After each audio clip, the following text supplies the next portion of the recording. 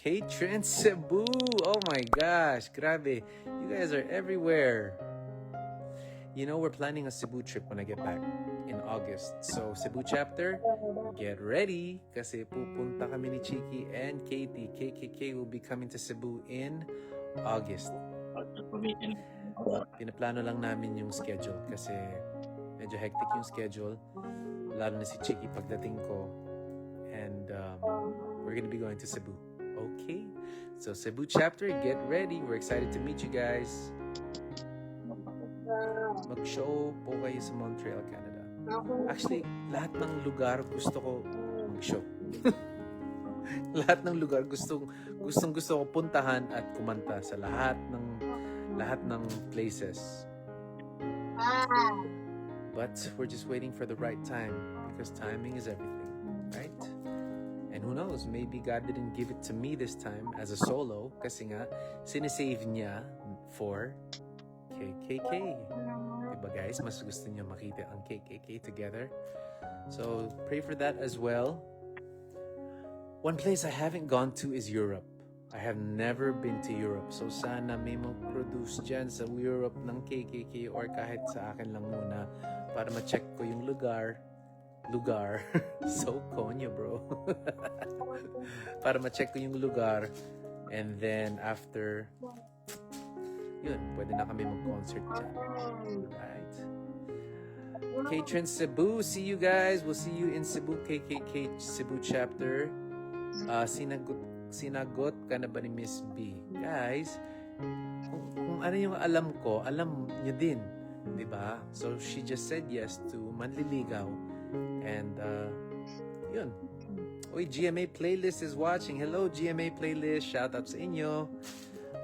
No, hindi pa ako sinagot, guys. Yung sinagot niya was yung letter. So, ang sagot niya sa akin is pwede ako manligaw. So, I know you guys are wondering why she's calling me babe and some of these things. So, si Cathy, yung Team KH na videographer, dalawa sila sa Team KH, si Kikay tsaka si Cathy.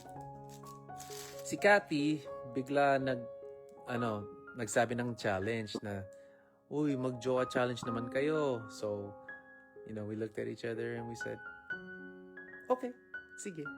So, we did the jowa challenge and, syempre, si Kat, she got into character right away. So, she started calling me babe. Ako naman, medyo nahihiya na kinikilig ng konti lang. Okay? Okay kayong dyan. Konti lang. Medyo nahihiya pa ako tawagin siya ng babe kasi I don't know, it feels funny. But it feels good, but it feels funny. Maybe it's the butterflies. I don't know. But she got into character right away. Of course, she's an actress. And so, syempre, jowa challenge one day. How long is one day? 24 hours, right? It's 24 hours. So we started at 3 and then went to 3 p.m. the next day. So yung mga babe na narinig nyo, pasok yun sa jowa challenge. And I think nasanay lang siya the morning after. Tapos na yung jowa challenge by that time. But, I think it just, tanggal angas, pre, ano ba yan? Malet. Ano ba yan? Malet, ha? Ano sinasabi mo dyan? Tanggal angas kayo dyan. Baka angas mo yung natanggal. Sus.